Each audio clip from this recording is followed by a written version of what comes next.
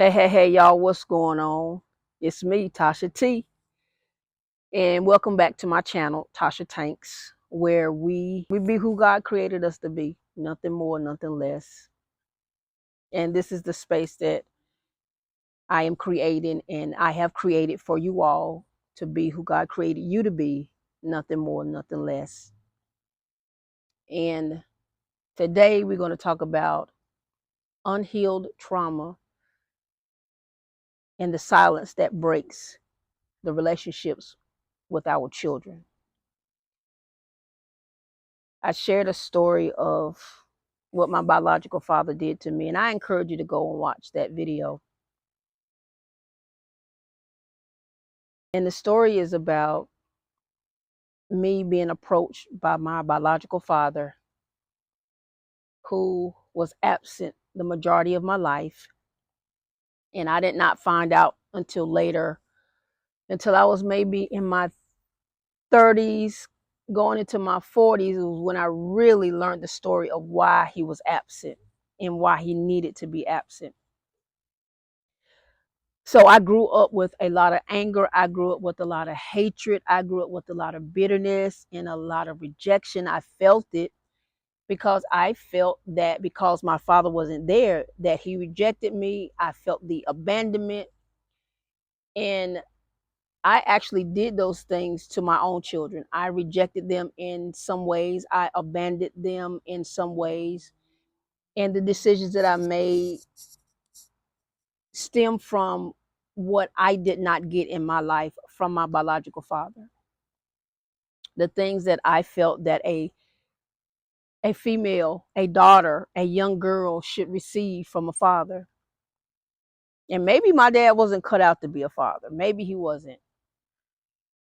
Now that I look at it, now that I'm thinking about it, he is definitely not cut out to be a father. I know I'm not the only mom, the only mother that's in my 40s that has challenges with my children. I know that there are other mothers out there that's suffering in silence because of things that has happened to them in their life, the trauma that they have endured in their life, and they have been silent about it for a long time.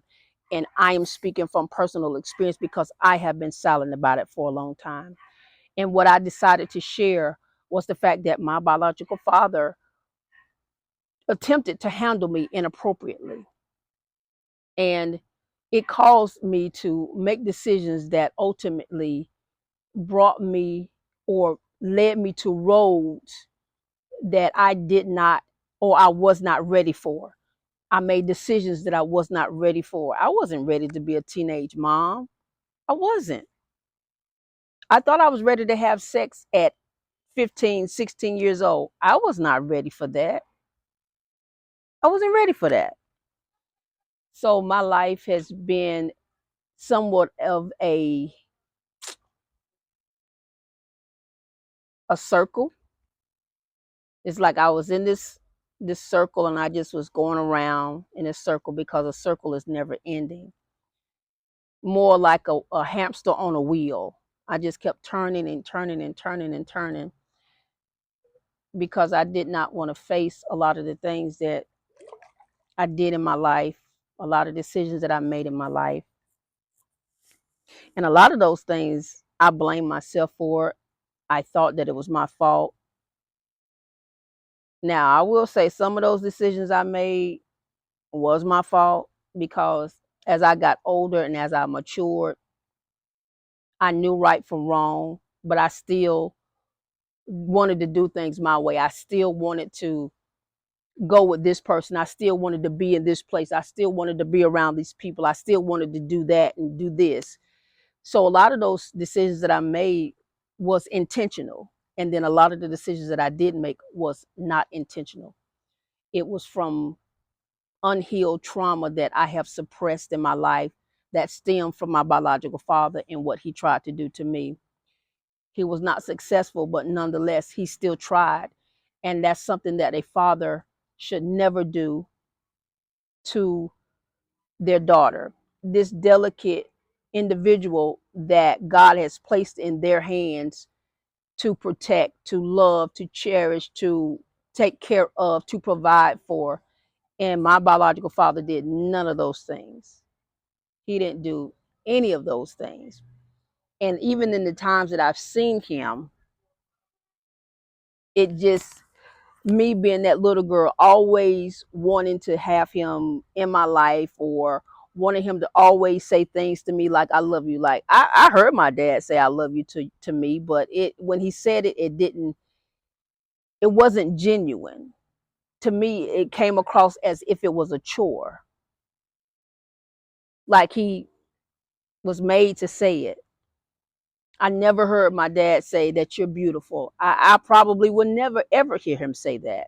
Those unhealed traumas, those unhealed wounds, those emotional moments, those emotional setbacks, those emotional challenges that a person endures and they encounters throughout their life, all we do is just push it down, and we push it down and push it down and push it down until we get to a point where we just burst, or something happens in our life that causes us to go to jail, go to prison, have a baby, get, taken off this earth, or whatever the case may be. That's what causes us to go through things, is because we pack it down. And in my case, I just recently embraced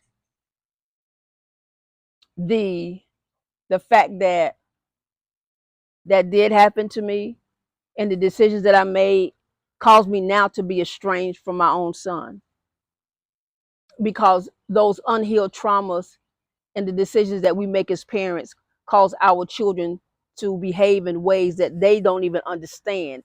They don't know why they do these things. They have no idea why they said this. Now, some of these kids, they know better. They have been taught better. They've been taught right from wrong. And some of them, they were not, because they wasn't raised in a home where they have that guidance. They have that positive parental guidance.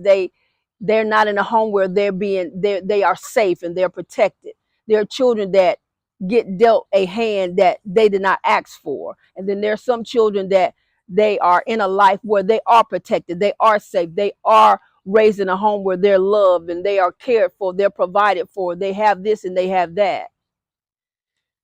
But then even those children will experience things in their life that will cause them to go down a road that they were not ready for. Just like us, the decisions that our parents made has caused us to go down roads that we were not ready for.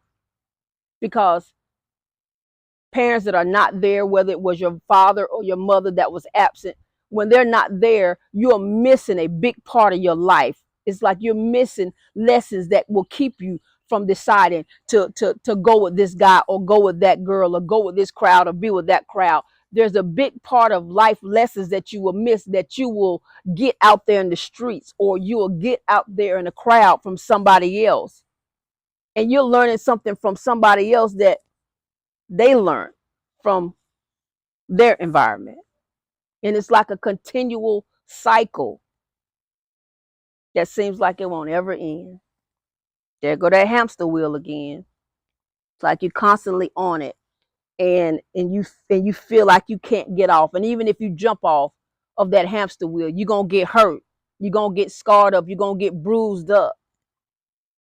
And you're gonna get some cuts and bruises and some wounds that probably won't ever heal, and they won't heal if you don't tend to them. And that's where I am now with my son, because I did not share with my children. And I went through this with my daughter. We were estranged for years. And I went through it was tough. I cried a lot. There was times when I tried to talk to her. She didn't want to listen to me. Even now, my daughter's almost 30 years old, and she have moments where she'll go, it's like a trigger will happen, and she'll withdraw, or she'll get quiet and she won't say nothing.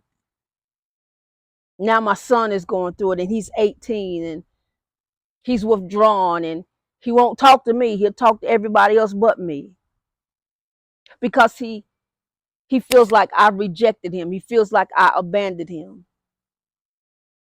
And honestly, I did. Because at one point in my life, I was in a place where I was broken down. I was at rock bottom, and all I could think about was me, and where I was and what I wasn't getting, and where I want to go and where I want to be and who I want to be around. So now, because of my decisions, is affecting him, because his behavior is a behavior that is not like him. It's not his character. The way he's conducting himself in his life is not how I've raised him. And he's been through a lot too. Again, because of the decisions that I've made, because of things that I did not receive, that I never got when I was a young girl, when I was 6 growing up, 8 growing up, 7 growing up. A lot of things that I missed. So the unhealed trauma, the unhealed emotional wounds that you held on to for years and you keeping silent about it, pay attention to your children, because what you're not talking about, they're acting it out.